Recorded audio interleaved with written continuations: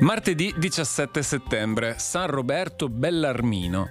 È il 261esimo giorno dall'inizio dell'anno, ne mancano 105 al termine. Il sole sorge alle 6:52 e tramonta alle 19:17. La luna si leva alle 19:13 e tramonta alle 5:34.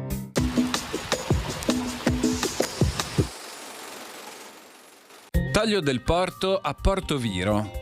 Oggi, alle ore 19, scrive il provveditore sopra il taglio, con il favor del Signor Iddio sia dato l'acqua al nuovo taglio. Piaccia che come ha principiato a correre con molta felicità, così continui per sempre e t'apporti quel servizio che è desiderato a beneficio pubblico. Con la diversione delle acque del Po verso sud, la Repubblica Veneta intese porre un freno alle rotte del fiume e alle conseguenti disastrose inondazioni, nonché alleviare notevolmente i pericolosi interramenti della laguna.